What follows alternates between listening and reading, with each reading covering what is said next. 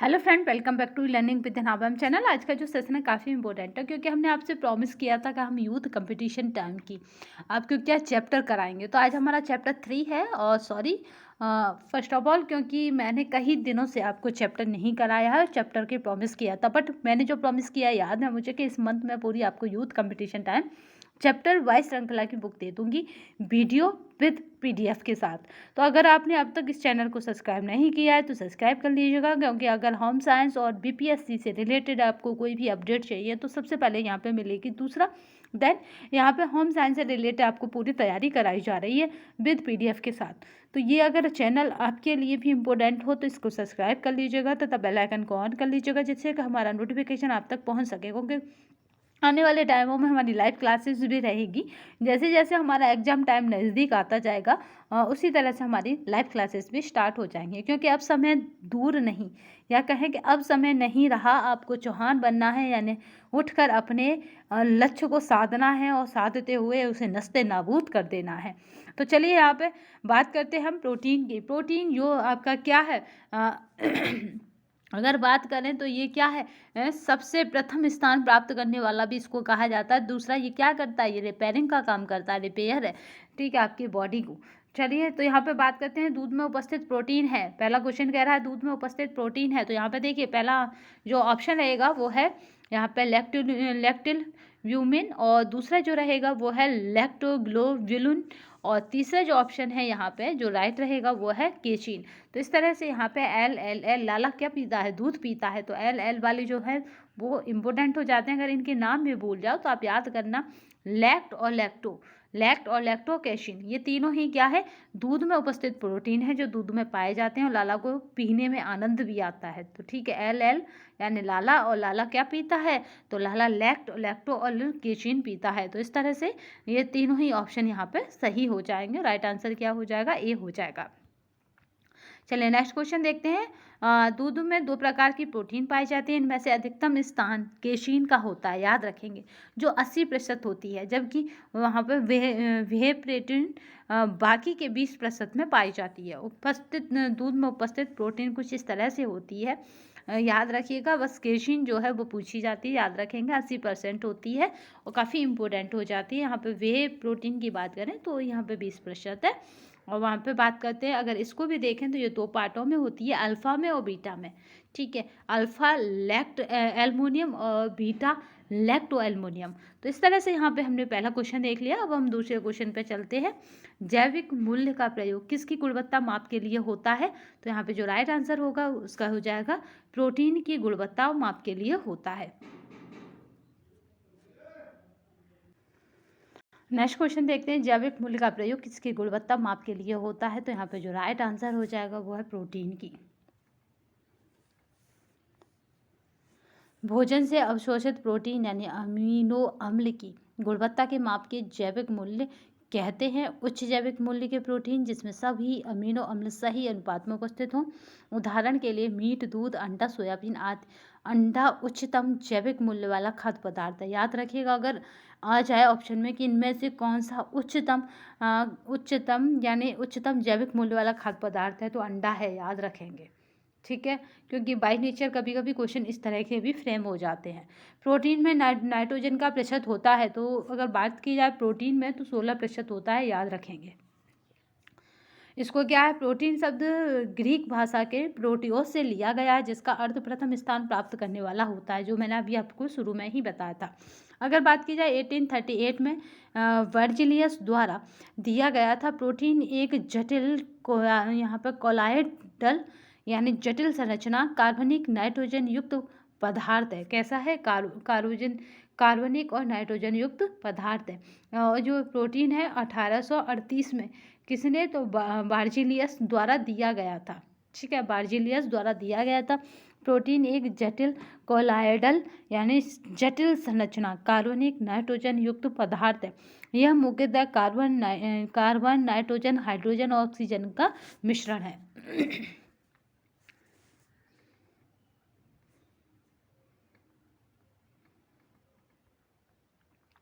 Protein में औसतन nitrogen की मात्रा कितनी होती है, तो 16% होती है।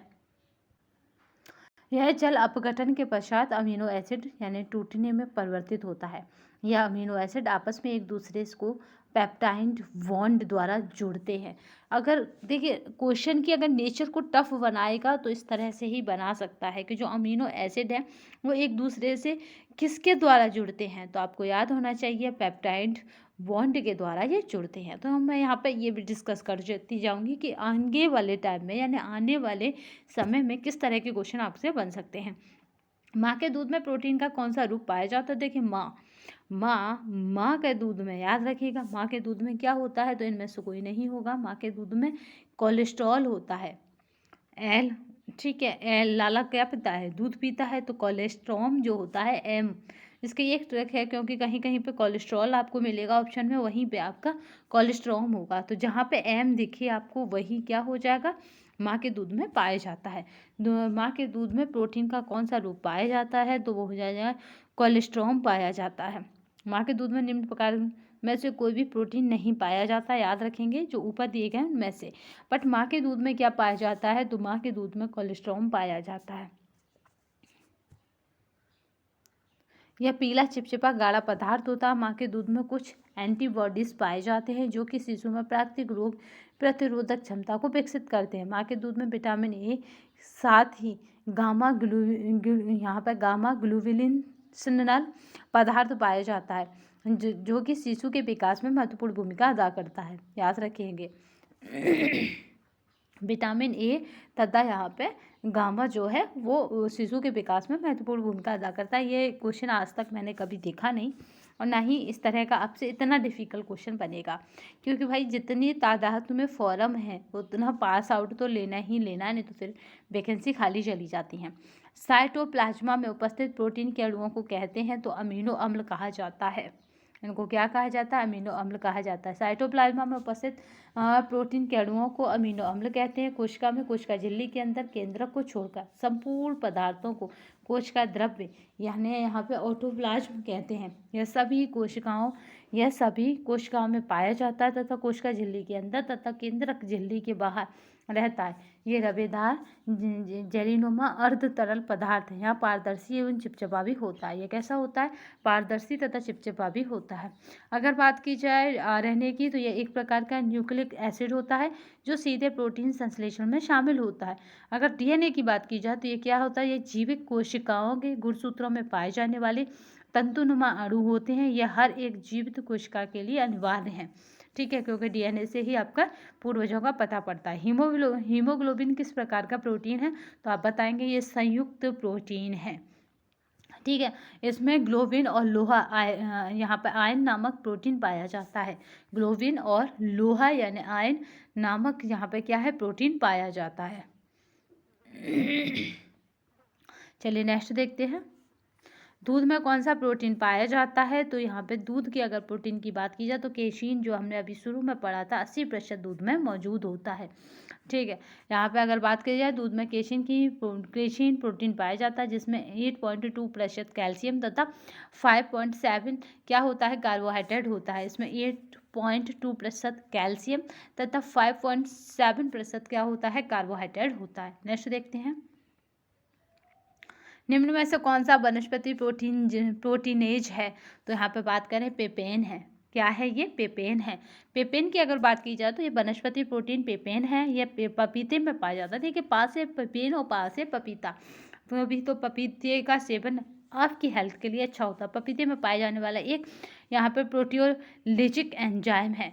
अगर बात की जाए पैप्सिन तथा ट्रिप्सिन की, तो ये दोनों प्रोटीन पाचक एंजाइम है। ये क्या है? प्रोटीन पाचक एंजाइम है। यह अमाशय में प्रोटीन को सरल अणुओं में तोड़ता है। यह अमाशय जो होता है उसमें क्या करता है? प्रोटीन को सरल अणुओं में तोड़ देता है। अब बात की जाए यूरियस, तो यह भी एक प्रकार का एंजाइम है जिसकी मदद से यूरिया का अमोनिया में विघटन हो जाता है। अगर यूरियस की बात की जाए तो ये क्या करता है? यूरिया का अमोनिया में विघटन हो जाता है। नेक्स्ट देखते हैं। निम्न में से कौन सी भोज्य प्रोटीन संदर्भ प्रोटीन मानी जाती है, तो वो होती है अंडा। जो अंडा है वो क्या है? अंडा क्या है? संदर्भ प्रोटीन मानी जाती है, तो वो अंडा होती है, ठीक है। तो यहाँ पे नेक्स्ट देखते हैं।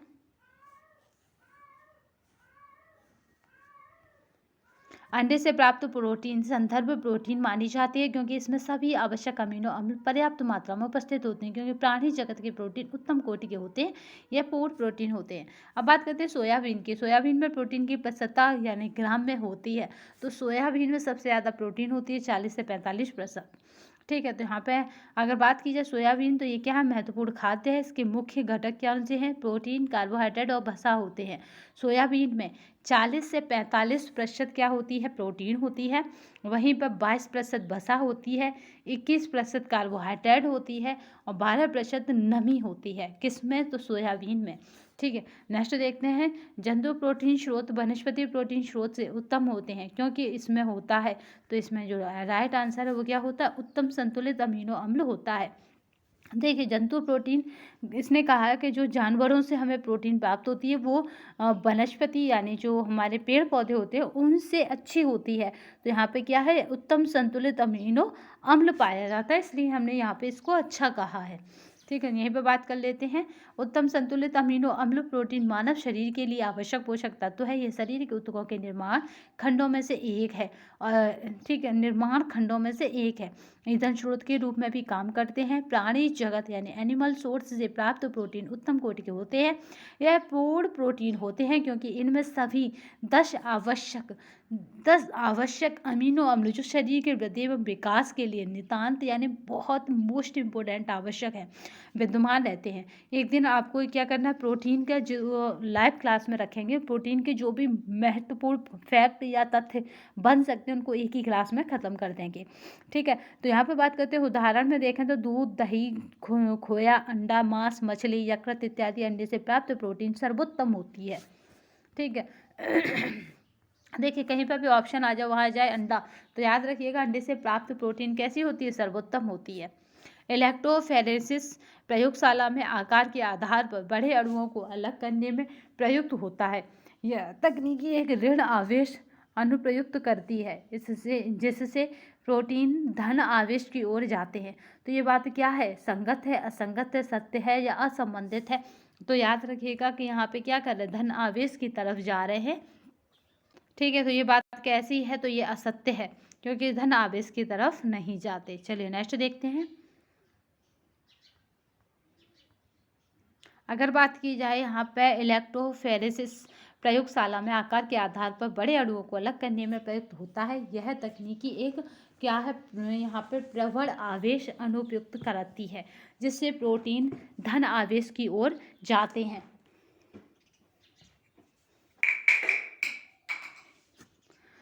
ठीक है, धन आवेश की अनुपयुक्त करती है, जिससे प्रोटीन धन आवेश की ओर जाते हैं। यह कथन क्या है, सत्य है। मानव शरीर में प्रोटीन के प्रकार निम्नलिखित हैं। तो प्रोटीन क्या करती है, तो यहाँ पे याद रखेंगे, प्रोटीन ऊतकों की वृद्धि एवं रखरखाव करती है, जो हमारे टिश्यूज होते हैं उनको उनकी सुरक्षा करती है। देन उसके बाद क्या करती है ये प्रोटीन, तो इसके बाद हमारा क्या करती है ये यह समुचित पीएच का रखरखाव करती है। देन इसके बाद पोषक तत्वों का संवहन करती है। तो यहाँ पे जो राइट आंसर हो जाएगा वो हो जाएगा डी, यानी ADE। ठीक है, चलिए नेक्स्ट देखते हैं। यानी ऊतकों की वृद्धि एवं रखरखाव, समुचित पीएच का रखरखाव, पोषक तत्वों का संवहन। चलिए नेक्स्ट देखते हैं। पोषक तत्व अभाव के लक्षण, पोषक तत्व और अभाव के लक्षण, तो इसमें क्या हो जाएंगे उन्हें देख लेते हैं। इसको हम यहाँ पे देखेंगे क्योंकि यहाँ पे इतनी बड़ी स्क्रीन नहीं है कि आपको विजुअल हो सके, बट आपको इसमें राइट आंसर पता होना चाहिए, तो आप उसको कंफर्म करके चलिए। बट यहाँ पे हम देख लेते हैं, इस तरह से पॉसिबल है। चलिए, पॉसिबल हो रहा है। ठीक है,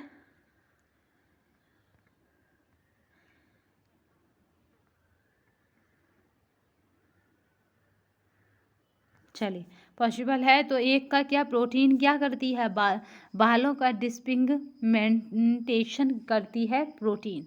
ठीक है, प्रोटीन क्या करती है, तो यहाँ पे चलिए इधर ही देखते हैं इसको। इसमें आपको क्लियर होगा और हमें यहाँ पे बस आंसर पता होना चाहिए। तो प्रोटीन क्या करती है, बालों का डिस्पिगमेंटेशन करती है, याद रखेंगे। विटामिन ए क्या करती है, फॉलिक्यूलर हाइपर केराटोसिस करती है। और थायमिन क्या करती है, तो ट्रैकी कार्डिया है। और नाइसिन क्या है, तो यहाँ पे ग्लोसाइटिस है, कैल्शियम की बात करें तो यहाँ पे काइलोनीसिया है। तो इस तरह से यहाँ पे आपका छुमेल लेता है। चलिए नेक्स्ट देखते हैं, अर्ध आवश्यक अमीनो अम्ल कौन से होते हैं?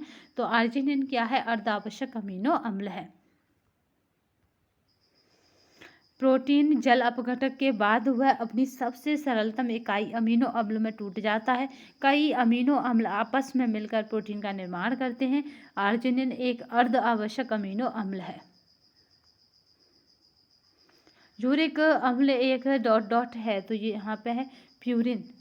ठीक है, यहाँ पे क्या है? तो यहाँ पे याद रखेंगे कि यूरिक एसिड एक क्या है? प्यूरिन है। कैल्सीटोनिन याद रखेंगे, ये कहाँ पे पूछा गया है? DSSB PGT में पूछा गया। अगर बात की जाए कैल्सीटोनिन डॉट डॉट अमीनो अम्लों की संख्या वाला एक पेप्टाइड है। तो यहाँ पे जो राइट आंसर हो जाएगा वो क्या हो जाएगा? तो 8 है। कैल्सीटोनिन यानी यहाँ पे कैल्सीटोनिन 8 अमीनो अम्लों की संख्या वाला एक पेप्टाइड है। डोपामाइन निम्नलिखित में से किस अमीनो अम्ल द्वारा संश्लेषित की जाती है? तो ये होती है मिथ्योनाइन जो है उसके द्वारा संश्लेषित की जाती है। डोपाइन निम्नलिखित में से मिथ्योनाइन अमीनो अम्ल द्वारा संश्लेषित की जाती है या कहें सिंथेटाइज्ड की जाती है। अब प्रोटीन 20 अमीनो अम्लों के भिन्न भिन्न संयोगी शामिल होते हैं। गर्भावस्था के दौरान संश्लेषित कुल प्रोटीन है तो वो होती है यहाँ पे 70, यहाँ पे याद रखिएगा 700 ग्राम कुल प्रोटीन है, तो वो हो जाती है 700 ग्राम। प्रोटीन गर्भकाल में गर्भवती को सामान्य स्त्री की अपेक्षा अधिक प्रोटीन की आवश्यकता पड़ती है। यानी जो टाइम पीरियड होता है, यानी आपका प्रेगनेंसी टाइम पीरियड जो होता है उसमें प्रोटीन की नॉर्मल वुमेन से अधिक आवश्यकता पड़ती है। गर्भस्थ शिशु के शरीर निर्माण और जो मतलब महिला उसके शरीर के उतक पुतक और टूट फूट की मरम्मत एवं नए उत्तकों के निर्माण हेतु प्रोटीन आवश्यक है। यहाँ पे बात करते हैं प्रोलाइन, यह एक अनावश्यक अमीनो अम्ल है। तो ये बात क्या है? सही है।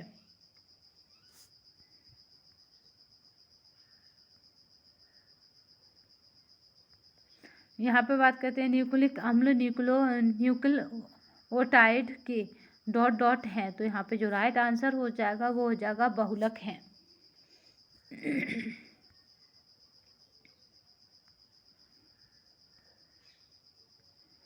एक क्वाशरकर बालक में निचले अंगों में सूजन हो जाता है। वृक्क सोडियम को बाहर निकालने में असमर्थ रहती है, अतः जल पुनः संकलित होता जाता है। तो यहाँ पे जो राइट आंसर होगा उसे देख लेते हैं। ठीक है, क्योंकि यहाँ पे जो राइट आंसर हो जाएगा वो हो जाएगा क्या? तो यहाँ पे ए सत्य है और परंतु आर असत्य, ए असत्य है जबकि आर सत्य है। राइट आंसर क्या हो जाएगा? ए असत्य है और आर सत्य है। यानी वृक्क सोडियम को बाहर निकालने में असमर्थ रहती है, अतः जल पुनः संकलित होता जाता है। तो यानी वृक्क माने किडनी, तो किडनी क्या कर रही है? बाहर निकालने में असमर्थ है सोडियम को। चलिए नेक्स्ट देखते हैं।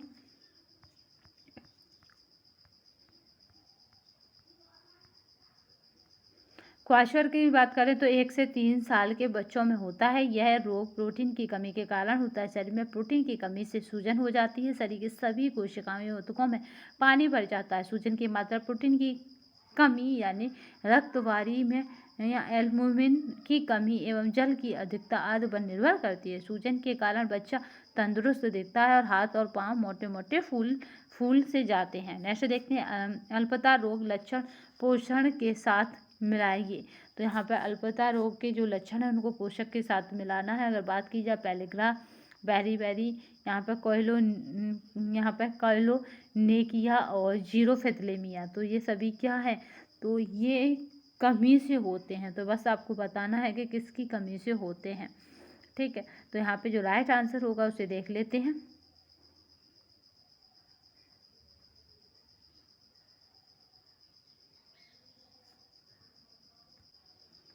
चलिए पेलिग्रा की बात करें तो पेलिग्रा किससे कमी से हो जाता है? तो पेलिग्रा नाइसिन की कमी से हो जाता है। अगर बेरी की बात करती है तो बेरी क्या है? तो ये क्या हो जाता है? थायमिन की कमी से। अगर बात की जाए यहाँ पे कोयलोनिकिया की, तो ये किसकी कमी से, तो याद रखेंगे ये मोस्ट इम्पोर्टेंट है और ये लोहा की कमी से। अगर बात की जाए जीरोफेथलेमिया की, तो ये किसकी है, तो ये यहाँ पे रेटिना संबंधी है, ये आँखों में हो जाता है। ठीक है, तो यहाँ पे जो कूट बनेगी, अगर उसकी बात की जाए तो यहाँ पे जो कूट बनेगी वो क्या बन जाएगी, यहाँ पे कूट, तो यहाँ पे सी कूट बन जाएगी। चलिए नेक्स्ट देखते हैं। जल डाले विधि द्वारा प्रोटीन के निर्धारण के लिए सही क्रम है, तो जो जल डाले विधि है उसको हम प्रोटीन में ही यूज़ करते हैं, याद रखिएगा। उसके निर्धारण का जो सही क्रम है वो क्या हो जाएगा, तो नमूनों को सुखाना और तौलना हो जाता है। देन उसके बाद क्या हो जाता है, यहाँ पे टाइट्रेशन हो जाता है, टाइट्रेशन। फिर उसके बाद क्या हो जाता है, तो वो हो जाता है H2SO4 के साथ पाचन हो जाता है। फिर इसके बाद जो होगा वो हो जाएगा आसवन। ठीक है, देन सबसे एंड में आ जाता है आसवन। तो नमूनों को सुखाना और तौलना, फिर देन उसके बाद यहाँ पे क्या करेंगे, फिर एक छोटा आ जाएगा यानी टाइट्रेशन, फिर एक बड़ा आ जाएगा H2SO4 के साथ पाचन, फिर एक छोटा आ जाएगा यानी आसवन। अगर इस तरह से भी भूल जाओ तो इस तरह से याद रखना, पहले बड़ा फिर छोटा फिर बड़ा फिर छोटा। तो यहाँ पे जो ऑप्शन बनेगा अगर उसकी बात की जाएगी तो यहाँ पे वो ऑप्शन बन जाएगा ए। ठीक है, चलिए नेक्स्ट क्वेश्चन देखते हैं। अगर बात करें जल डाले विधि की, तो ये प्रोटीन के निर्धारण का सही क्रम है, नमूनों का सुखाना और तौलना, यहाँ पर टाइट्रेशन है, H2SO4 के साथ पाचन है और आसवन है। यहाँ पे बात करते हैं लेक्टिन्स कार्बोहाइड्रेट और बाइंडिंग प्रोटीन्स हैं, तो यहाँ पे जो राइट आंसर हो जाएगा, अगर इन तीनों की बात की जाएगी तो ये प्रोटीन है। तो ये कैसे प्रोटीन है, तो याद रखेंगे ये बात क्या है, ये बात सही है। ठीक है, ये कैसे हैं, तो सही है, बात सही है। चलिए नेक्स्ट क्वेश्चन देखते हैं।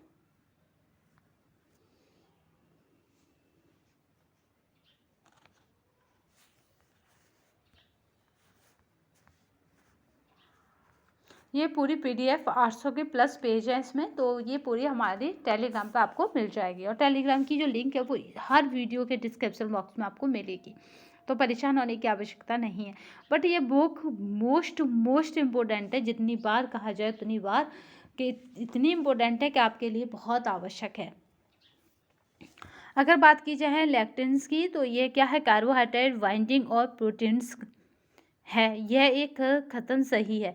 लेक्टिन्स मुख्यतः अरंडी के बीजों में पाया जाता है, यह विषाक्त होते हैं, टॉक्सिस होते हैं, याद रखिएगा। वृद्धि का अभाव, चिड़चिड़ापन, त्वचा परिवर्तन और बालों में परिवर्तन, यह सारे किसके लक्षण हैं, तो यहाँ पे जो राइट आंसर है वो इसका हो जाएगा क्वाशोरकर के लक्षण है। ये किसके हो जाएंगे, तो क्वाशोरकर के लक्षण हो जाएंगे।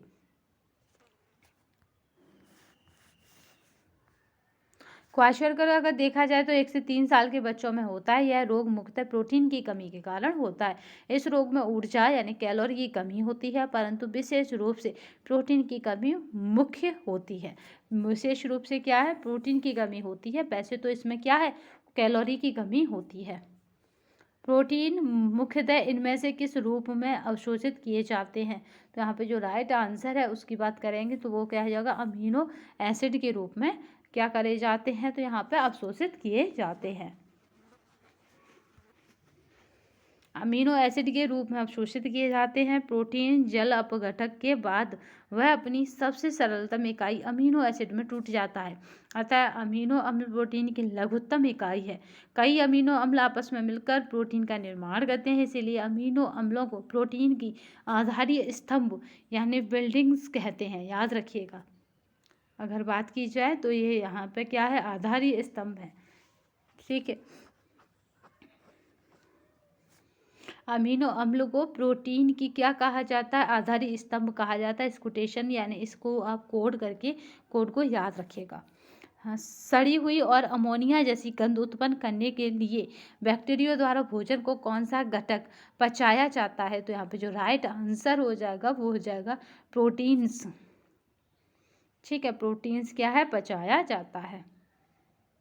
सड़ी हुई और अमोनिया जैसी गंध उत्पन्न करने के लिए यहाँ पे बैक्टीरिया द्वारा भोजन को प्रोटीन्स घटक पचाया जाता है। मानव शरीर में प्रोटीन का मुख्य या प्रमुख कार्य निम्न में से कौन सा है? तो यहाँ पे जो राइट आंसर है वो है ऊतकों की मरम्मत करना। वो क्या है? ऊतकों की मरम्मत करना।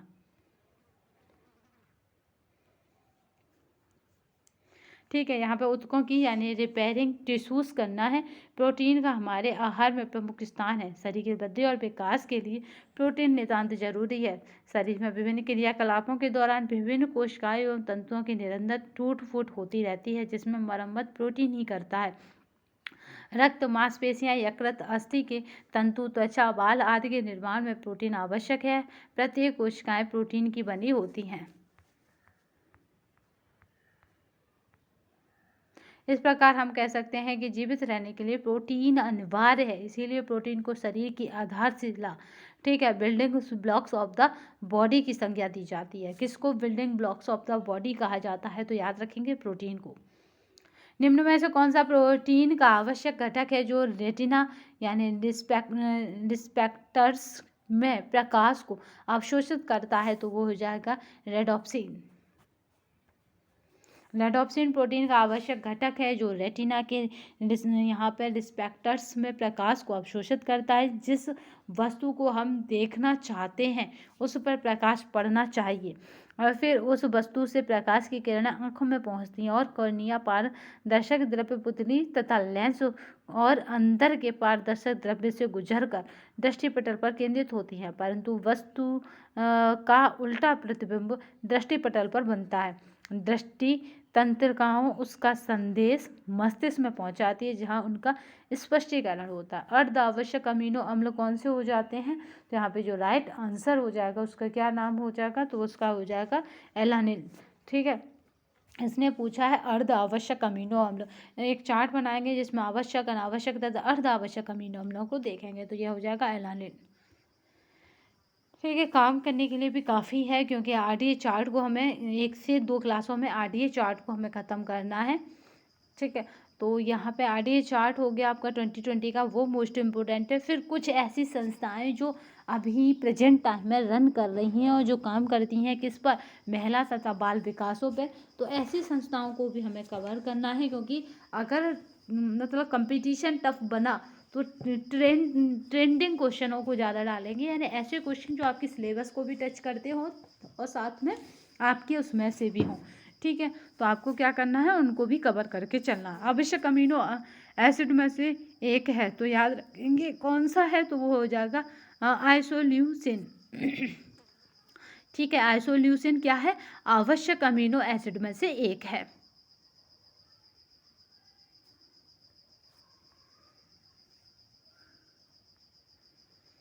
अगर बात की जाए ये क्या करता है, तो ये अतः अमीनो अम्ल प्रोटीन के लघुत्तम इकाई है। कई अमीनो अम्ल आपस में मिलकर प्रोटीन का निर्माण करते हैं। इसीलिए अमीनो अम्लों को प्रोटीन के आधारीय यानी बिल्डिंग ब्लॉक्स कहते हैं। निम्न में से कौन सा आवश्यक अमीनो एसिड है? तो यहाँ पे याद रखेंगे लाइसिन।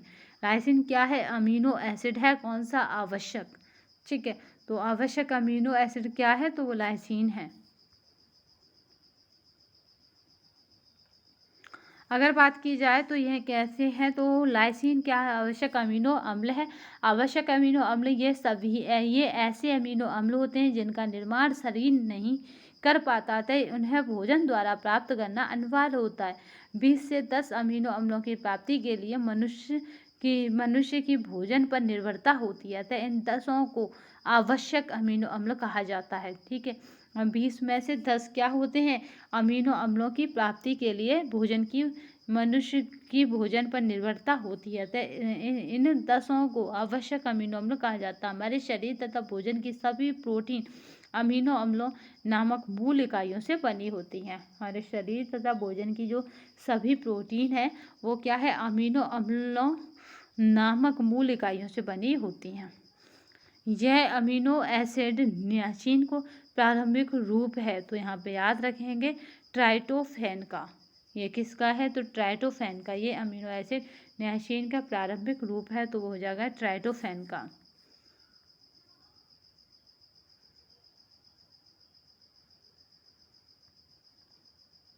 याद रखेंगे ट्राइटोफैन अमीनो एसिड न्यासिन का प्रारंभिक रूप है।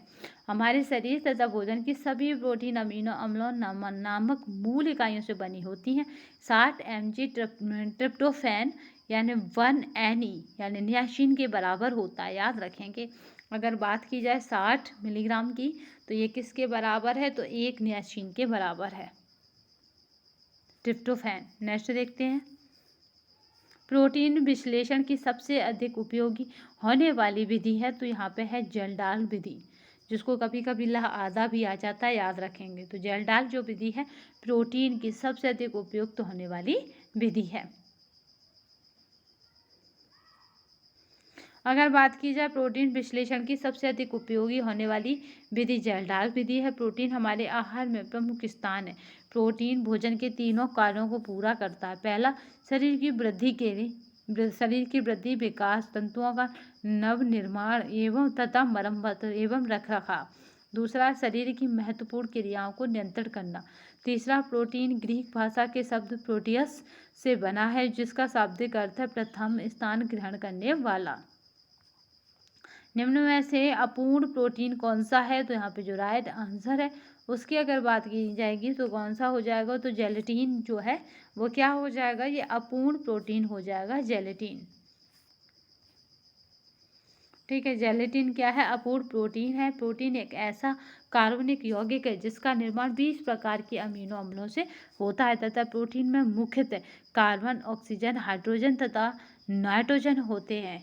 इसके अतिरिक्त प्रोटीन के कुछ प्रकारों एवं यहाँ पर फास्फोरस एवं सल्फर की भी अल्प मात्रा होती है। प्रोटीन शरीर की वृद्धि तथा विकास में महत्वपूर्ण योगदान देता है। प्रोटीन में उपस्थित नाइट्रोजन शरीर की वृद्धि में विशेष रूप से सहायक होती है। अगर बात की जाए डॉट डॉट की कमी से वृद्धि में अवरोध एवं ग्लूकोज, वसा तथा प्रोटीन के चयापचय में बाधा उत्पन्न होती है, तो यहाँ पे जो राइट आंसर है वो हो जाएगा क्रोमियम की कमी से। ठीक है, याद रखेंगे क्रोमियम की कमी से क्या हो जाता है, अवरोध और ग्लूकोज, वसा तथा प्रोटीन के चयापचय में बाधा उत्पन्न होती है। क्रोमियम की बात की जाए तो यह अत्यंत सूक्ष्म मात्रा में पशुओं एवं मानवों के ऊतकों में पाया जाता है। अभी हाल ही में हुए शोध से पता है कि क्रोमियम इंसुलिन हार्मोन के क्रिया को तीव्र करता है। क्रोमियम की अगर बात की जाए क्रोमियम की तो यह कार्बोज, वसा, प्रोटीन के उपापचय में महत्वपूर्ण भूमिका निभाता है। यह प्रत्येक कोशिका तथा ग्लूकोज पहुंचाने का काम करता है। क्रोमियम की कमी से वृद्धि में अवरोध एवं ग्लूकोज, वसा तथा प्रोटीन के चयापचय में बाधा उत्पन्न होती है। प्रोटीन की कमी से बच्चों में यह रोग दिखाई देता है, तो यहाँ पे जो राइट आंसर वह क्वाशरकर रोग दिखाई देता है। क्वाशरकर क्या है, इसमें कार्बोहाइड्रेट की कमी होती है परंतु मुख्य रूप से प्रोटीन की कमी होती है। इससे पीड़ित बच्चों में सूजन, गंजापन और चर्म रोग आदि देखने को मिलते हैं। प्रोटीन में नाइट्रोजन का प्रतिशत होता है, तो यहाँ पे जो राइट आंसर हो जाएगा वो पूछा है प्रोटीन में नाइट्रोजन का प्रतिशत, तो वो 14 से 20% होता है।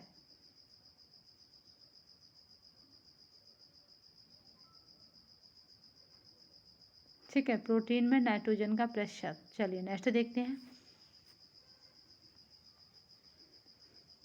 प्रोटीन हमारे आहार में प्रमुख स्थान है और शरीर की वृद्धि एवं विकास के लिए आवश्यक है। यह महत्वपूर्ण है। इसमें नाइट्रोजन का 14 से 20% होता है। प्रोटीन की उपस्थिति के कारण ही यह वसा तथा कार्बोज से भिन्न है। अनिवार्य समझे जाने वाले कुछ अमीनो अम्ल आहार में प्रोटीन से प्राप्त करने होते हैं। ठीक है, दूसरा कह रहा है क्योंकि वो मानव देह में संश्लेषित नहीं होते। जो मानव शरीर है उसमें क्या है, वो संश्लेषित नहीं होते। तो यहाँ पे जो राइट आंसर हो जाएगा वो हो जाएगा ए और आर दोनों सत्य हैं। डी जो है राइट आंसर हो जाएगा। अगर बात की जाए अनिवार्य समझे जाने वाले कुछ अमीनो अम्ल आहार में प्रोटीन से प्राप्त होते हैं। प्रोटीन छोटी छोटी इकाइयों से बने होते हैं जिन्हें अमीनो अम्ल कहते हैं। मनुष्य के शरीर में 20 प्रकार के अमीनो अम्ल की आवश्यकता होती है, जिसमें 10 का संश्लेषण शरीर स्वयं करता है तथा शेष 10 भोजन द्वारा प्राप्त होता है, अर्थात इनका संश्लेषण शरीर द्वारा नहीं होता। इस प्रकार यहाँ पे ए और आर दोनों सत्य हैं। प्रोटीन की मात्रा के विश्लेषण के लिए माइक्रोजेल डाल विधि को उपयोग में ली जाती है। दूसरा है सल्फर के प्रतिशत का मापन करके प्रोटीन की मात्रा की परिगणना की जाती है। तो ए और आर दोनों सत्य हैं, तो यहाँ पे जो कथन बनेगा वो क्या बनेगा, तो इसे देख लेते हैं। तो यहाँ पे जो कथन बनेगा ए और आर, यानी ए क्या है, सत्य है, जबकि आर क्या है, असत्य है। यानी सल्फर के प्रतिशत का मापन करके प्रोटीन की मात्रा का परिगणना की जाती है, ये बात बिल्कुल गलत है। चलिए नेक्स्ट देखते हैं। ये आपके कहाँ के लिए, तो ये आपके यूजीसी नेट के लिए काफ़ी इम्पोर्टेंट है। ठीक है, यूजीसी नेट का अगर आप जून का एग्ज़ाम देना चाहते हैं 2025 का, तो इसी तरह के आपको क्वेश्चन करवाए जाएंगे जो यूजीसी नेट ही के लिए होंगे। स्पेशली कुछ दिनों बाद हम एक प्रैक्टिस सेट लॉन्च करेंगे, वो स्पेशल होगा टीजीटी और आपका पीजीटी के लिए।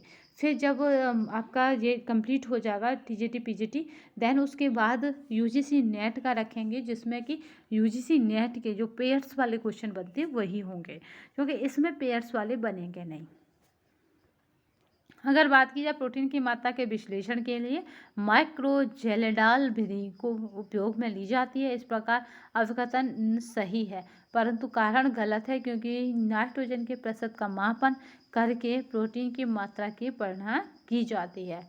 जो नाइट्रोजन है उसके प्रतिशत का मापन करके क्या करते हैं, प्रोटीन की मात्रा की परिगणना की जाती है। प्रोटीन की घटती हुई मात्रा के क्रम में निम्नलिखित खाद्य पदार्थों को व्यवस्थित कीजिए। तो यहाँ पे जो राइट आंसर है वो क्या हो जाएगा, तो उसे देख लेते हैं यहाँ पे।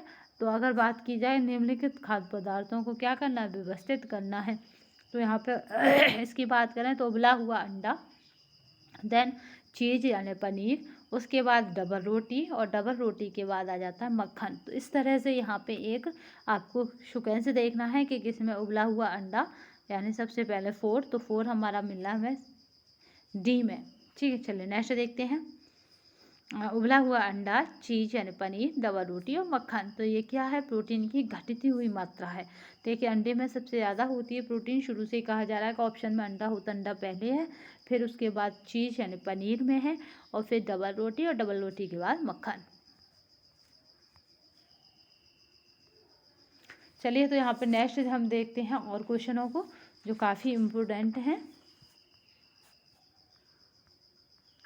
निम्न खाद्य पदार्थों के प्रति 100 ग्राम खाद्य पदार्थों से प्राप्त होने वाली प्रोटीन की मात्रा के आधार पर बढ़ते हुए क्रम में लगाइए। तो यानी यहाँ पे हमें क्या करना है, घटते नहीं बढ़ते हुए क्रम में लगाना है।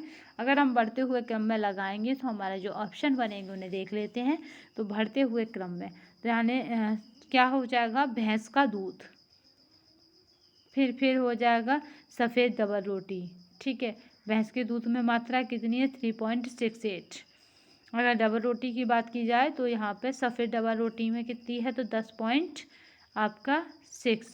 फिर डबल रोटी के बाद क्या है, जब मुर्गी का अंडा, मुर्गी के अंडे में कितनी मात्रा है, तो वो है 13.28। फिर 13.28 के बाद मुर्गी के अंडे के बाद फिर बादाम में कितनी हो जाएगी, 18, क्योंकि क्या है, बढ़ते हुए क्रम में लगाना है। यानी आपको कैसे लिखना है इसमें, तो बढ़ते हुए क्रम में लगाना है, 10, 9, 8, 7 इस तरह से। ठीक है, तो यहाँ पे बढ़ते हुए क्रम में लगाना है। तो यहाँ पे बढ़ रहा है यानी 1, 2 यानी आरोही क्रम में लगाना है।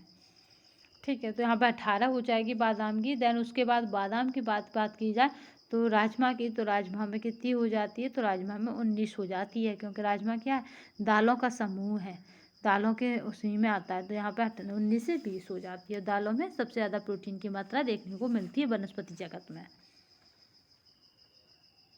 ठीक है, अंडे में याद रखिएगा कितनी है, अंडे में तो 13 है। तो यहाँ पे जो राइट आंसर होगा उसको अगर देखें तो यहाँ पे हो जाएगा आपका सी। ठीक है, 4, और यहाँ पे फर्स्ट 5 वाला भैंस का दूध।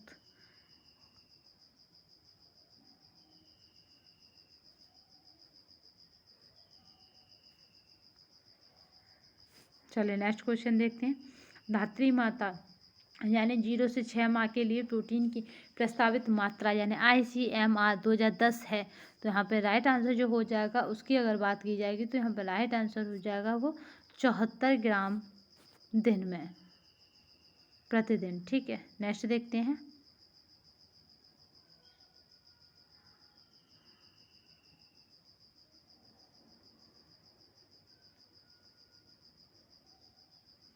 ठीक है, नेक्स्ट क्वेश्चन देखते हैं। शिशु, बालक, किशोर यानी बालक बालिकाओं, गर्भवती एवं स्तनपान कराने वाली माताओं में प्रोटीन की मांग अधिक होती है। वृद्धों में प्रोटीन मांग बढ़ जाती है। इसके अतिरिक्त ऑपरेशन के बाद चलने पर मैरास्मस, सूजन, क्वाशोरकर, रक्त अल्पता, बुखार आदि स्थिति में प्रोटीन की मांग बढ़ जाती है। 1933 में भारतीय चिकित्सा अनुसंधान समिति यानी ICMR के पोषण विशेषज्ञों यानी न्यूट्रिशन एक्सपर्ट ग्रुप ने धात्री माताओं यानी 0 से 6 माह के लिए प्रोटीन की प्रस्तावित मात्रा क्या है? ICMR 2010 के अनुसार 74 ग्राम दिन है। ठीक है, तो ये किसका है? ये 2010 का है, बट हमें इसको नहीं 2020 वाले RD चार्ट को हम फॉलो करेंगे, बट ICMR 2010 का ही रहेगा। शरीर की मांग के अनुसार प्रोटीन की पूर्ति हो, इसके लिए आवश्यक है कि अनाज एवं दालों को मिलाकर प्रयोग में लाना चाहिए ताकि सभी आवश्यक अमीनो अम्ल की पूर्ति हो सके। देखिए, RDA 2020 के अनुसार धात्री माता को कितना है? तो 0 से 6 माह के लिए प्रोटीन की मांग कितनी है धात्री माता के लिए? तो आप बताएंगे कि धात्री माता के लिए प्रोटीन की मांग कितनी है? तो यहाँ पे है 62.6 ग्राम प्रति डे। ठीक है, हाँ, तो इसीलिए ऑप्शन में सबसे नज़दीक किया जा रहा है 62 के, तो यहाँ पे 62 है। बट यहाँ पे जो राइट माना गया था आयोग से वो क्या माना गया है? तो 74 ग्राम प्रतिदिन। किसके अनुसार है? ICMR 2010 के अनुसार। RDA चार्ट में कितनी मानी है? तो यहाँ पे याद रखेंगे 62।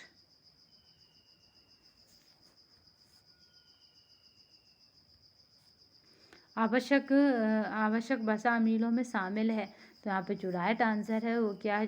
शामिल है, तो ये हो जाता है यहाँ पे लिनोलिक अम्ल और निलोलेनिक अम्ल। ठीक है, यहाँ पे कौन शामिल है? तो यहाँ पे लिनोलेनिक अम्ल और यहाँ पे लिनोलेनिक अम्ल, ये दोनों क्या है? आवश्यक वसा अम्लों में शामिल हैं। लिनोलेनिक अम्ल पोषण की दृष्टि से अत्यंत आवश्यक है।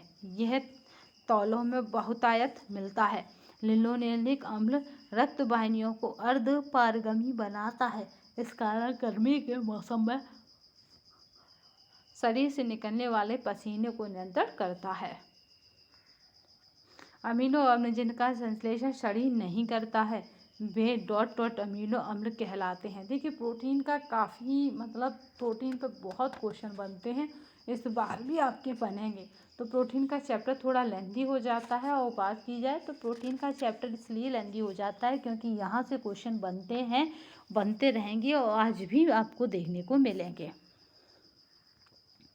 ठीक है, अमीनो अम्ल जिनका संश्लेषण शरीर नहीं कर सकता वे डॉट अमीनो अम्ल कहलाते हैं। तो यहाँ पे जो राइट आंसर हो जाएगा वो कैसे? तो आवश्यक अमीनो अम्ल कहलाते हैं। जिनका क्या है? जिनका संश्लेषण शरीर नहीं कर सकता, तो वो आवश्यक अमीनो अम्ल कहलाते हैं।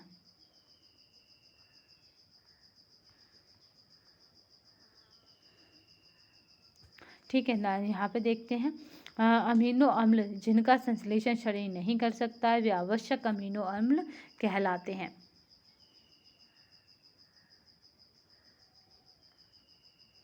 ठीक है, जेनेटिकल अमीनो अम्ल कहलाते हैं। अब तक कुल 20 प्रकार के अमीनो अम्ल का पता चल सका है जो हमारे भोजन एवं शरीर में पाए जाते हैं। इनमें 10 अमीनो अम्ल ऐसे होते हैं जो हमारे शरीर में पाए जाते हैं। इनमें से 10 अमीनो अम्ल ऐसे होते हैं जो हमारे शरीर में वृद्धि एवं विकास के लिए अत्यंत ही महत्वपूर्ण होते हैं। ये आवश्यक अमीनो अम्ल कहलाते हैं जिन्हें भोजन द्वारा लेना आवश्यक होता है क्योंकि इनके बिना शरीर में वृद्धि एवं विकास अवरुद्ध हो जाता है। इनका निर्माण हमारे शरीर में नहीं होता है। इनकी कमी से शरीर की विकास रुक जाता है क्योंकि शरीर में ना तो नए कोशिकाओं का निर्माण ही हो पाता है, ना ही क्षतिग्रस्त कोशिकाओं एवं तंतुओं की मरम्मत हो पाती है। चलिए नेक्स्ट तक चलते हैं। डॉट प्राकृतिक बहुलक है, तो यहाँ पे है प्रोटीन। प्रोटीन को क्या कहा जाता है? इसको प्राकृतिक बहुलक कहा जाता है। ठीक है, प्राकृतिक बहुलक हैं। तो यहाँ पे बात करते हैं प्रोटीन शरीर में उपस्थित सभी तत्वों को एक महत्वपूर्ण तत्व है। सभी प्रोटीन शरीर में वृद्धि एवं विकास के लिए आवश्यक है। निम्नलिखित एक सल्फर युक्त अमीनो एसिड है, तो वो हो जाता है मिथ्योनिन। मिथ्योनिन क्या है? यहाँ पे सल्फर युक्त अमीनो एसिड है। अगर बात की जाए मिथ्योनिन की, तो ये पूर्ण प्रोटीन के अंतर्गत आते हैं। मिथ्योनिन क्या है? सल्फर युक्त होता है। प्रोटीन की घटती हुई मात्रा के क्रम निम्नलिखित खाद्य पदार्थों को व्यवस्थित कीजिए। यहाँ पे जो राइट आंसर हो जाएगा, अगर उसकी बात की जाए तो यहाँ पे राइट आंसर क्या होगा? तो यहाँ पे पूछा है कि क्या करना है? निम्नलिखित खाद्य पदार्थों को व्यवस्थित कीजिए। कैसे? घटती हुई मात्रा के अनुसार। तो यहाँ पे अगर बात की जाए और जूम कर लेते हैं, अब विजुअल हो रहा होगा। तो यहाँ पे अगर घटते हुए उसके क्रम से देखें तो पहला क्या हो जाएगा? पहला हो जाएगा ग्लोबिन स्तर में गिरावट। फिर क्या हो जाएगी? शरीर में आरक्षित लोहा भंडार का यहाँ पे है निषेचन। फिर देन उसके बाद जो हो जाएगा वो हो जाएगा अस्थि मज्जा में स्टेनुअल आयरन का घटना। फिर इसके बाद हो जाएगा सीरम यहाँ पे फेरेटिन स्तर में गिरावट। तो यहाँ पे जो राइट आंसर हो जाएगा वो क्या हो जाएगा? तो उसे देख लेते हैं। चलिए, यहाँ पे जो राइट आंसर हो जाएगा वो क्या हो जाएगा? तो यहाँ पे डी हो जाएगा।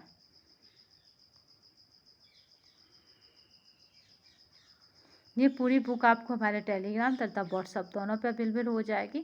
अगर आपने अब तक हमारे टेलीग्राम को ज्वाइन नहीं किया है तो कर लीजिएगा, क्योंकि टेलीग्राम को ज्वाइन करना इसलिए इम्पोर्टेंट है। अगर आप हमारे यूट्यूब चैनल से जुड़े हैं तो हमारे टेलीग्राम से जुड़ जाइएगा। अगर अब तक यूट्यूब चैनल से भी नहीं जुड़े तो आप आज जुड़ जाइएगा, क्योंकि अगर आप जुड़ेंगे तो आपको होम साइंस से रिलेटेड यहाँ पर कंटेंट देखने को मिलेगा।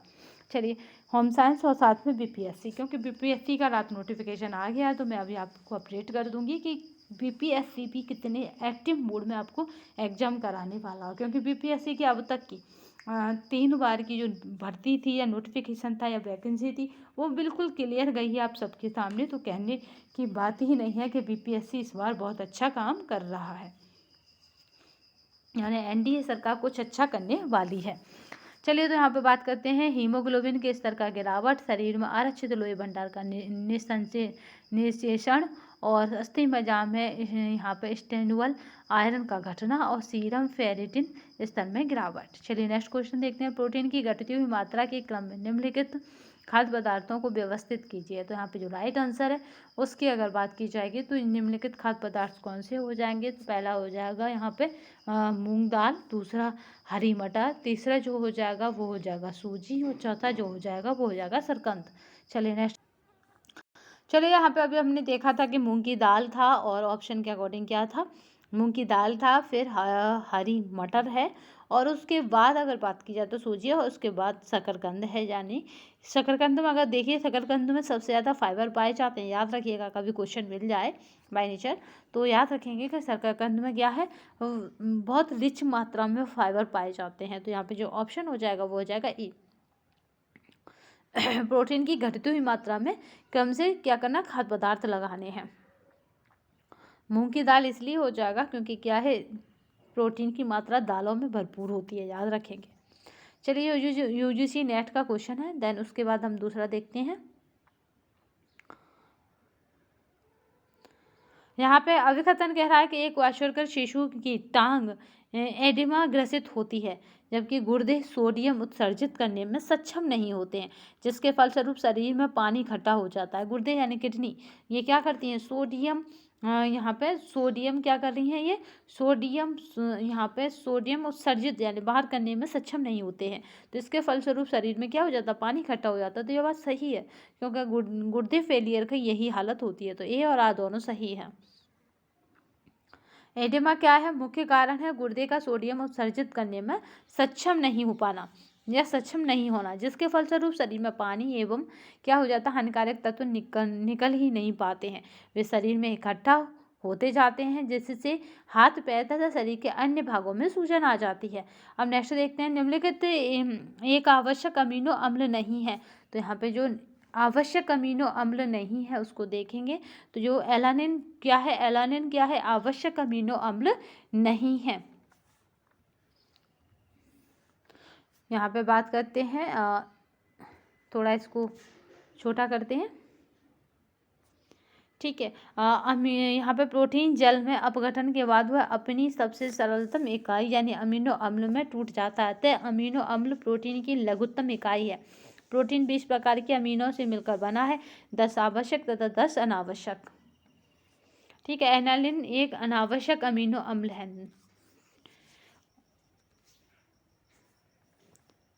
नेक्स्ट बात करते हैं, निम्नलिखित वसीय अम्लों को उनके बढ़ते हुए असंतुष्ट यहाँ पे संतुष्टतम दर्जे के अनुसार सही क्रम में व्यवस्थित कीजिए। तो यहाँ पे संतुष्ट होता है, उसी को असंतुष्टतम कर दिया है, तो याद रखिएगा उसी के दर्जे के अनुसार क्या करना है, इन्हें व्यवस्थित करना है। तो चलिए यहाँ पे देख लेते हैं कि इसका क्या रहेगा। ये यूजीसी नेट में आ चुका है। तो यहाँ का जो रहता है, यहाँ पे जो रहेगा वो रहेगा लिनोलेनिक एसिड होता है। देन उसके बाद यहाँ पे लिनोलिक एसिड हो जाएगा। देन उसके बाद यहाँ पे क्या हो जाएगा, ऑलिक एसिड हो जाएगा। फिर देन उसके बाद यहाँ पे अरेकिडोनिक एसिड हो जाएगा। और फिर उसके बाद क्या हो जाएगा, यहाँ पे सेपेंटोनिक एसिड हो जाएगा। तो चलिए यहाँ पे जो राइट आंसर हो जाएगा उसकी अगर बात की जाएगी तो यहाँ पे ऑप्शन बनेगा डी।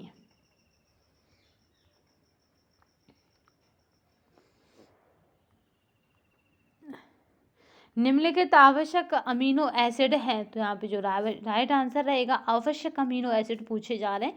तो यहाँ पे आइसोल्यूसिन क्या है, अमीनो एसिड है। देन उसके बाद इसकी बात करते हैं तो ये हो जाएगा लाइसिन। और लाइसिन के बाद जो रहेगा यहाँ पे उसकी अगर बात की जाएगी तो वो हो जाएगा यहाँ पे ल्यूसिन। तो इस तरह से जो ऑप्शन बनेगा वो क्या बनेगा, यहाँ पे जो ऑप्शन बनेगा 54 का जो ऑप्शन बनेगा उसकी बात की जाए तो यहाँ पे सी बनेगा, पहला, तीसरा और चौथा। चलिए नेक्स्ट देखते हैं। ये एक दिन किसी क्लास में आपको पूरा करा देंगे कि 20 क्या होते हैं हमारी बॉडी में, 20 प्रकार के अमीनो एसिड पाए जाते हैं जिसमें से आवश्यक अनावश्यक होते हैं, इस तरह से। चलिए तो नेक्स्ट देखते हैं।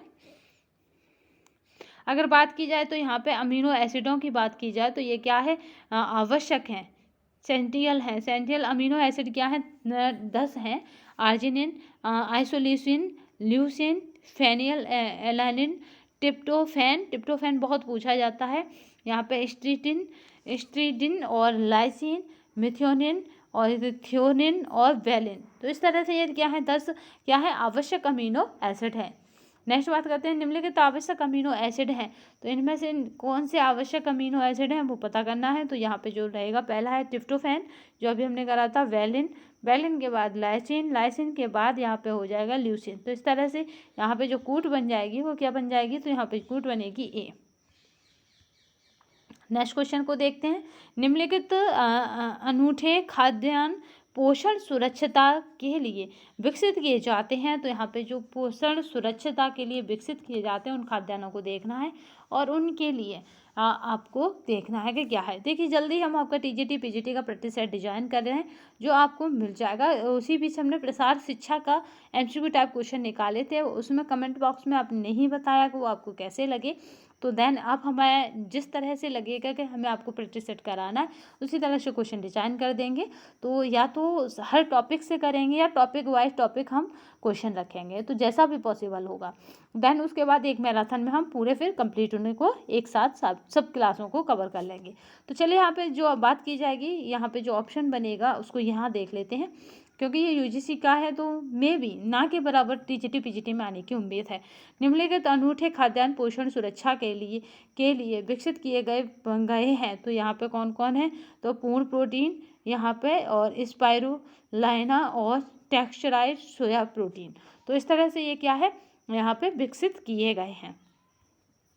खाद्य पदार्थों में नाइट्रोजन की मात्रा के यहाँ पे क्रूड प्रोटीन में परिवर्तित होने का आकलन करने के लिए रूपांतरण गुणांक है। तो यहाँ पे जो राइट आंसर है वो हो जाएगा यहाँ पे 6.25। ठीक है, खाद्य पदार्थों में नाइट्रोजन की मात्रा के क्रूड प्रोटीन में परिवर्तित होने का 6.25 है। निम्नलिखित खाद्य पदार्थों में प्रोटीन की गुणवत्ता बढ़ाने के लिए प्रोटीन संपूर्ण कार्य सिद्धांत का प्रयोग करता है। तो यहाँ पे कौन से खाद्य सिद्धांत का है? तो यहाँ पे जो राइट आंसर हो जाएगा वो क्या हो जाएगा?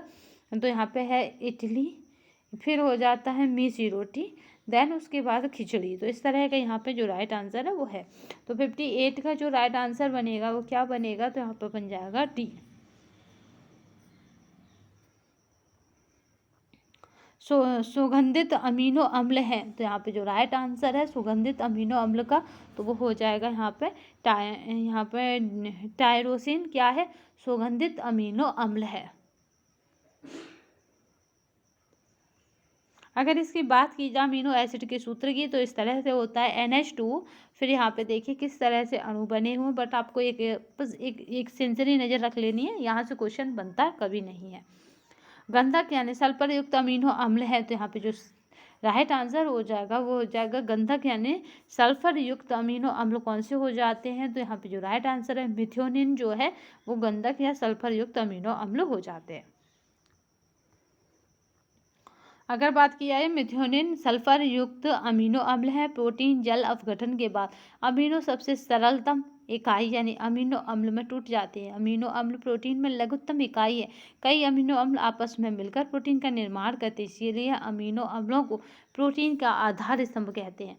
प्रोटीन अमीनो एसिड से बनते हैं, शरीर का निर्माण करते हैं या अधिक मात्रा में पाए जाते हैं। तो यहाँ पे जो राइट आंसर है उनका क्या रहेगा? तो ये अंडे की जर्दी में पाए जाते हैं। ये किस में पाए जाते हैं? तो अंडे की जर्दी में पाए जाते हैं।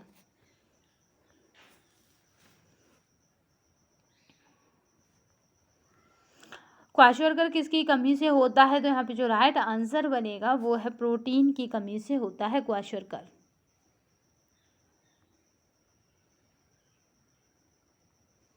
गेहूं में पाए जाने वाला प्रोटीन है, मोस्ट इंपोर्टेंट क्वेश्चन है टीजीटी पीजीटी के लिए, बहुत बार पूछा जाता चुका है। तो ग्लूटिन क्या है? ग्लूटिन गेहूं में पाए जाने वाला प्रोटीन है। जो बनते रहे हैं, जो ट्रेंड में रहे हैं, वही क्वेश्चनों को हम उठाएंगे प्रैक्टिस सेट में, तथा जो ट्रेंड में बन सकते हैं उन क्वेश्चनों को भी होंगे, यानी PYQ और जिन जिन क्वेश्चनों के बनने की संभावना उन्हें भी। ठीक है, तो गेहूं में दो तरह का प्रोटीन होता है, यहाँ पे ग्लूटेनिन तथा यहाँ पे ग्लाइडिन। ठीक है, दो तरह का क्या है? प्रोटीन होता है, ग्लूटेनिन और यहाँ पे ग्लाइडिन। तो ग्लूटेनिन तथा ग्लाइडिन इन दोनों ही प्रोटीनों को सम्मिलित रूप से ग्लूटीन कहते हैं। कभी भी पूछा जाए ग्लूटीन में मौजूद है, तो ग्लूटेनिन और यहाँ पे ग्लाइडिन दो मौजूद है। बात करते हैं न्यूक्लियो प्रोटीन एवं ग्लाइको प्रोटीन को जाना जाता है। तो यहाँ पे जो राइट आंसर है वो क्या है यहाँ पे? तो युग्मी प्रोटीनों के रूप में।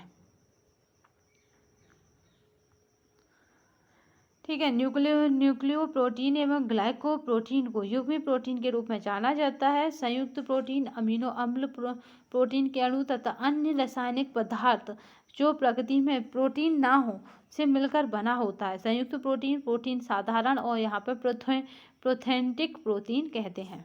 ठीक है, जो प्रोथेंटिक ग्रुप है वही यहाँ पे प्रोथेंटिक समूह कहा गया है। चलिए नेक्स्ट देखते हैं। मस्तिष्क के लिए ऊर्जा का मुख्य स्रोत क्या है? तो यहाँ पे जो राइट आंसर हो जाएगा, अगर उसकी बात की जाएगी तो यहाँ पे प्रोटीन क्या है? राइट आंसर हो जाएगा। मस्तिष्क के लिए ऊर्जा का मुख्य स्रोत प्रोटीन है। प्रोटीन का हमारे आहार में प्रमुख स्थान है। शरीर की वृद्धि एवं विकास के लिए प्रोटीन नितांत जरूरी है, यानी आवश्यक है। चलिए नेक्स्ट देखते हैं। इस यानी जिसकी मरम्मत प्रोटीन ही करता है। टूट फूट की मरम्मत क्या करता है? प्रोटीन ही करता है। निम्न में से कौन सा मान प्रोटीन की गुणवत्ता किसी खाद्य पदार्थ में बताता है? तो यहाँ पे अगर बात की जाए NPU क्या है? किसी खाद्य पदार्थ में बताता है। NPU यानी नेट प्रोटीन, यहाँ पे यूटिलाइजेशन का मान प्रोटीन की गुणवत्ता किसी खाद्य पदार्थों में बताता है, यानी कितनी मात्रा किसी खाद्य पदार्थ में है प्रोटीन की, ये बताता है। वो कौन बताता है? तो NPU बताता है। ठीक है, 66 का जो रहेगा वो हो जाएगा C। यह मानव पोषण प्रयोजनों के लिए प्रोटीन गुणवत्ता के उपायों के रूप में किया जाता है। प्रोटीन तथा कैलोरी की संयुक्त कमी को जाना जाता है या कमी से हो जाता है। तो मेरिस्मस क्या है? प्रोटीन तथा कैलोरी की संयुक्त कमी से हो जाता है। ठीक है, नेक्स्ट देखते हैं। प्रोटीन एक कार्बन एक यौगिक है जो बना होता है, तो यहाँ पे राइट आंसर हो जाएगा, वो हो जाएगा अमीनो अम्लों से। ठीक है, कार्बन एक यौगिक है जो बना होता है अमीनो एसिड या अमीनो अम्लों से, जिसमें 20 होते हैं ये आवश्यक और 10 आवश्यक तथा 10 अनावश्यक। किसी वनस्पति स्रोत में ग्लूटीन प्राप्त होता है, तो अभी हमने पढ़ा था कि ग्लूटीन हमें कहाँ, गेहूँ से प्राप्त होता है। ठीक है, गेहूँ में क्या होता है, ग्लूटीन पाया जाता है। तो यहाँ पे पूछा जा रहा है तो वो आप बताएंगे ग्लूटीन गेहूँ में पाया जाता है। प्रोटीन का अंतिम उत्पाद है, तो यहाँ पे जो राइट आंसर है वो है अमीनो एसिड। ये प्रोटीन का अंतिम उत्पाद माने जाते हैं। अगर यहाँ पे थोड़ा डिटेल देख लेते हैं, इंपॉर्टेंट है। प्रोटीन का अंतिम उत्पाद अमीनो एसिड होते हैं, जो कि कार्बोहाइड्रेट में बसा क्रमशः ग्लूकोज, फैक्टोज तथा वसीय अम्ल में बदल जाते हैं। प्रोटीन जब अमीनो अम्लों में बदल जाता है तो यह मांसपेशियों के निर्माण तथा शरीर को स्वस्थ बनाए रखने में मदद करता है। ये क्या करता है, ये मांसपेशियों के निर्माण तथा शरीर को स्वस्थ बनाने में मदद करता है। चलिए नेक्स्ट देखते हैं। मानव शरीर में अनिवार्य अमीनो अम्लों की संख्या होती है, तो यहाँ पे है 10 होती है। ठीक है, अनिवार्य अमीनो अम्लों की संख्या कितनी होती है, 10 होती है मानव शरीर में। प्रकृति में 20 से 22 प्रकार के अमीनो अम्ल पाए जाते हैं। स्तनियों में, यानी जो अपने बेबियों को दूध पिलाती हैं, उनमें 10 ही शरीर में बनते हैं, जबकि 10 अमीनो अम्लों को बाहर से लेना पड़ता है, यानी जो जीवधारी मनुष्य हैं उनमें। चलिए, सामान्यतः एक कम प्रोटीन वाला आहार दिया जाता है, तो पीलिया में पूछा जाता है कि ऐसा कौन सा रोग है जिसमें प्रोटीन की मात्रा को कम कर दिया जाता है, तो आप बताएंगे पीलिया यानी जॉन्डिस में क्या करते हैं, शरीर में प्रोटीन की मात्रा को कम कर देते हैं। जलने में, बुखार में, कुपोषण में किसी में भी नहीं करते। इससे पीड़ित व्यक्ति को पेशाब पीला एवं नाखून, त्वचा सब पीला हो जाता है, याद रखिएगा, और आँखों का रंग भी पीला। इससे पीड़ित व्यक्ति को प्रोटीन की अल्प मात्रा आहार में देना सही माना गया है, यानी उसके आहार से हम दालों को कम कर देंगे। सामान्यतः मनुष्य को प्रोटीन की कितनी मात्रा दी जानी चाहिए, तो वो हो जाती है 4 ग्राम। ठीक है, 4 ग्राम किलो केजी यहाँ पे दी जानी चाहिए। प्रोटीन मानव शरीर के विकास के लिए आवश्यक है। भार में सजीव कोशिकाओं का लगभग 15% भाग तथा मृत वस्तु की कोशिकाओं का 50% भाग प्रोटीन का होता है। सामान्यतः किसी साधारण व्यक्ति को प्रोटीन लगभग 4 ग्राम प्रति किलोग्राम के हिसाब से दी जानी चाहिए। शरीर में प्रोटीन है तो याद रखिए कोशिका निर्माण करता है। ठीक है, कोशिकाओं की मरम्मत, रिपेयरिंग सब प्रोटीन ही करता है।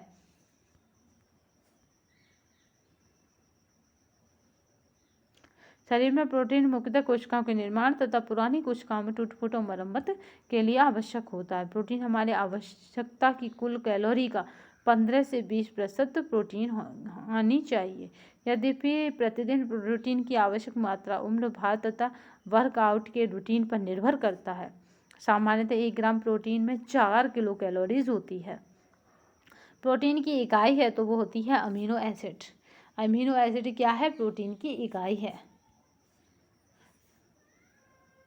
प्रोटीन की इकाई अमीनो एसिड है, क्योंकि प्रोटीन बड़ी संख्या में अमीनो अम्ल की छोटी छोटी इकाइयों से बने जैविक अणु होते हैं। अमीनो अम्ल समूह यानी -NH2 और यहाँ पे कार्बोक्सिलिक समूह यानी -C, यहाँ पे COOH दोनों से मिलकर बने अणु हैं। प्रोटीन में अमीनो अम्लों की इकाई पेप्टाइड बंध नामक विशिष्ट लिंकेज से जुड़ी होती है। चलिए नेक्स्ट देखते हैं। दालों में किस अमीनो अम्ल का अभाव होता है, तो वो हो जाता है, यहाँ पे याद रखें, मिथ्योनिन। मोस्ट इम्पोर्टेंट है, 2006 में पीजीटी में आ चुका है। अगर बात की जाए मिथ्योनिन की, तो ये मानव क्या करती है, ये मानव शरीर में पाए जाने वाला एक आवश्यक अमीनो एसिड है। यह नए रक्त वाहिनियों के निर्माण के लिए आवश्यक है। ये अनाजों में समान स्तर पर उपस्थित होते हैं, जबकि दलहनियों यानी जो 2 टूक हो जाते हैं दालों में, इसकी नगण्य मात्रा या अभाव होता है। ठीक है, दलहन मतलब दालों में, याद रखिएगा, तो पल्स होती हैं उनमें। नेक्स्ट क्वेश्चन देखते हैं। प्रोटीन के पाचन के पश्चात वह परिवर्तित हो जाता है, तो वो है अमीनो अम्लों में। 2009 में आ चुका है। प्रोटीन प्राप्त करने का सर्वोत्तम स्रोत है तो वो है सोयाबीन, अगर जितने ऑप्शन दिए उनमें से, क्योंकि यहाँ पे पूछा जा रहा है सर्वोत्तम स्रोत है। नेक्स्ट देखते हैं। यहाँ पे सूची 1 और सूची 2 है और इनको आपस में मिलाना है। तो याद रखेंगे, यहाँ पे अगर बात की जाती है लैक्टो अम्ल की, तो लैक्टो अम्ल हमें किस में देखने को मिलता है, तो ये हमारा दूध में देखने को मिलता है। फिर बात करते हैं एसिटिक अम्ल की, जो मैंने शुरू में बताया था एल आ रहा है, तो ये बच्चों के लिए, दूध किसके लिए, बच्चों के लिए। एसिटिक अम्ल, तो ये एसिड हमें कहाँ, सिरका में मिलता है। और बात करते हैं यहाँ पे साइट्रिक अम्ल की, तो ये साइट्रिक अम्ल किस में होता है, नींबू में होता है। बात करते हैं ब्यूटारिक अम्ल की, तो ब्यूटारिक अम्ल फिर तो दुर्गंध युक्त मक्खन हो जाता है। अगर मक्खन सड़ जाता है तो उसमें ब्यूटारिक अम्ल पैदा हो जाता है।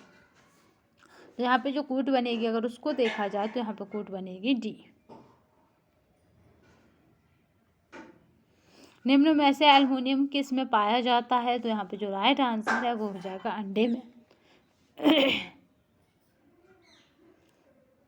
यहाँ पे ट्रिप्टोफैन है। ट्रिप्टोफैन क्या है, तो आप बताएंगे ट्रिप्टोफैन आवश्यक अमीनो अम्ल है।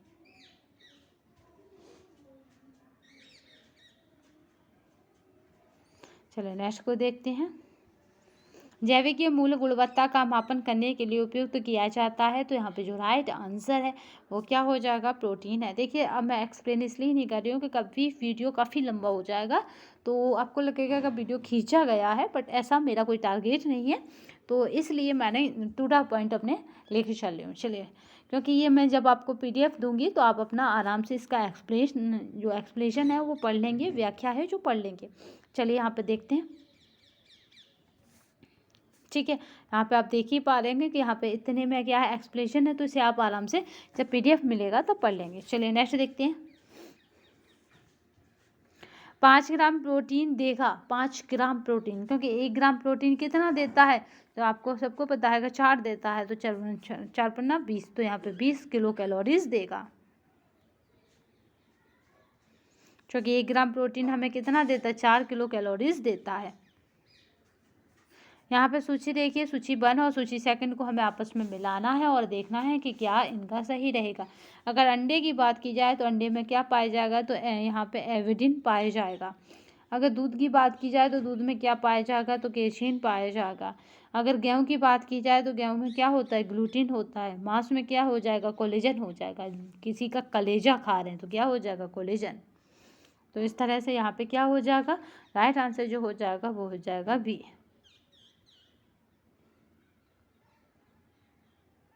भारतीय प्रौढ़ पुरुष की औसत दैनिक आवश्यकता प्रोटीन की है, तो यहाँ पे जो राइट आंसर है वो क्या हो जाएगा, यहाँ पे 0.8 ग्राम किलोग्राम शारीरिक भार के। चलिए नेक्स्ट देखते हैं। 20 ग्राम प्रोटीन, 60 ग्राम कार्बोहाइड्रेट तथा 10 ग्राम वसा निम्न ऊर्जा प्रदान करेगा, तो यहाँ पे 140। ठीक है, क्योंकि 20 ग्राम क्या है, प्रोटीन, तो यहाँ पे प्रोटीन का भी 4 का इंटू करेंगे। 60 ग्राम कार्बोहाइड्रेट, तो यहाँ पे भी 4 का इंटू करेंगे। जबकि 10 ग्राम वसा, तो 1 ग्राम वसा हमें क्या देती है, तो 9 किलो कैलोरीज देती है, तो यहाँ पे 9 का इंटू करेंगे तो यहाँ पे 90 हो जाएगा। ठीक है, यहाँ पे अगर हम 4 का इंटू करते हैं तो 4 का, ठीक है, 36 हो जाएगा। और यहाँ पे हम 4 का करते हैं तो यहाँ पे क्या हो जाएगा, तो 4 4 दूनी 8, तो यहाँ पे 80 हो जाएगा। तो जब हम सबको जोड़ देंगे तो 200 वो 400 यहाँ पे 10 हो जाएगा। चलिए नेक्स्ट देखते हैं।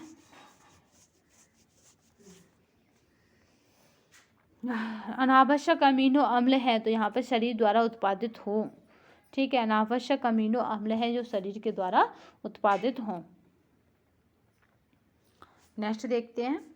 प्रोटीन के चयापचय का मुख्य पदार्थ होता है, तो यहाँ पे प्रोटीन की बात हो रही है, उसके चयापचय की बात हो रही है, तो यूरिया क्या है, प्रोटीन के चयापचय का मुख्य पदार्थ होता है। नेक्स्ट देखते हैं।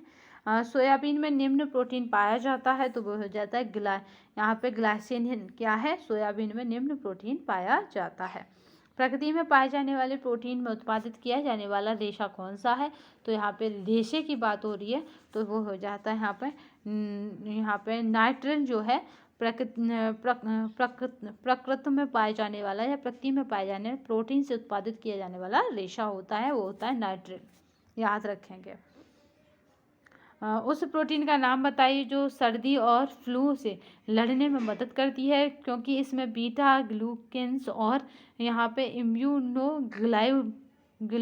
इम्यूनोग्लोबुलिन शामिल होते हैं। प्रतिरक्षा प्रणाली का और शरीर की प्राकृतिक निर्विषणीकरण प्रक्रिया में सहयोग करती हैं। तो यहाँ पे जो राइट आंसर है वो हो जाएगा यहाँ पे ग्लोब्यूलिन। ठीक है, ग्लोब्यूलिन क्या है, इसका राइट आंसर हो जाएगा। उस प्रोटीन का नाम जो ग्लोब्यूलिन है जो सर्दी और फ्लू में लड़ने में मदद करता है। नेक्स्ट देखते हैं।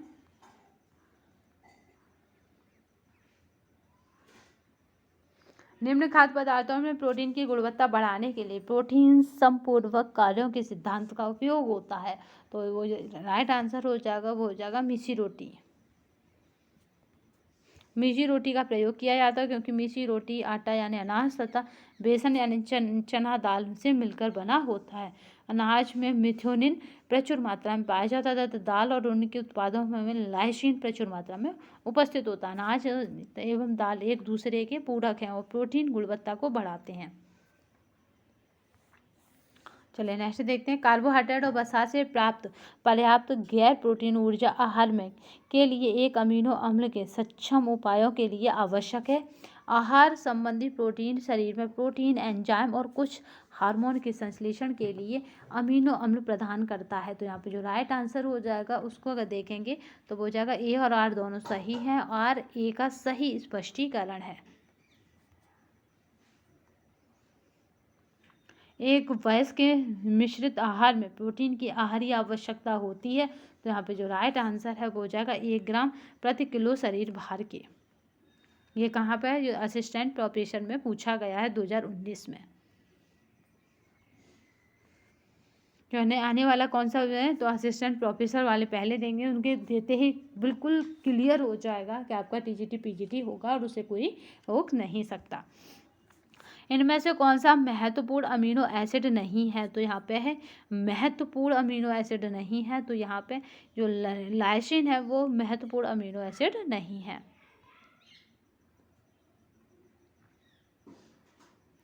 चलिए, तो आज की श्रृंखला में हमने पूरा देखा। चलिए जाते जाते हम इन्हें देख लेते हैं। 10 आवश्यक अमीनो अम्ल जो हमने एक बार पहले इससे पहले रिपीट कर लिए हैं। 10 अमीनो अम्लों को शरीर में वृद्धि में विकास के लिए आवश्यक हैं, सभी 10। तो स्ट्री पढ़ते हैं तो ये हो जाएगी स्ट्रिटीन, ये स्ट्री पढ़ते हैं तो ये हो जाएगी यहाँ पर स्ट्रीडिन। ठीक है, फिर हो जाती है ल्यूसिन, फिर आइसोल्यूसिन, ल्यूसिन हुआ, आइसोल्यूशन हो गया, फिर लाइसिन हो जाएगा, फिर आर्जिनिन हो जाएगा, फिर मिथ्योनिन हो जाएगा, फिर थियोनिन हो जाएगा, फिर फिनाइल एनालिन हो जाएगा, वेलिन हो जाएगा, ट्रिप्टोफैन हो जाएगा। तो इस तरह से ये क्या हो जाएंगे, आवश्यक अमीनो अम्ल हो जाएंगे।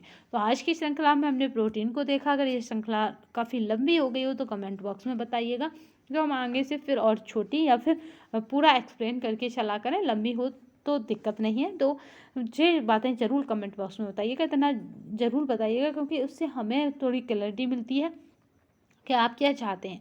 तथा जो प्रसार शिक्षा से एमसीक्यू टाइप क्वेश्चन कराए थे मैंने, इससे पुरानी वीडियोस में आपने देखा होगा, उस वीडियो की लिंक भी इस वीडियो में डाल दूंगी, तो वो भी बताइएगा वो इस तरह से एमसीक्यू कराए जाएँ, टॉपिक बाय टॉपिक, या फिर पूरा 125 का सेट कराया जाए, वो ज़्यादा इंपॉर्टेंट है। तो आज की सेशन में बस इतना ही। नए सेशन में फिर मिलेंगे, तब तक के लिए धन्यवाद। वंदे मातरम, जय हिंद।